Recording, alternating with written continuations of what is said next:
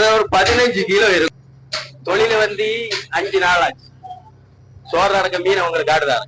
Bus ஒரு மீனை காட்டுதாரு பாருங்க. இது சீலா.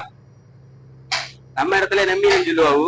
கிழக்கே எல்லாம் சீலான்னு சொல்லுவோம். கேரளால மரி மீன், நெய் மீன் அந்த மாதிரி எல்லாம் சொல்லுவோம். இதுல பெருசு ஒண்ணு பட்டிருக்க காட்டுதார வாங்க. பெரிய மீனா நல்ல பெரிய மீன், தூக்கம் கொஞ்சம் கஷ்டம். காடுவா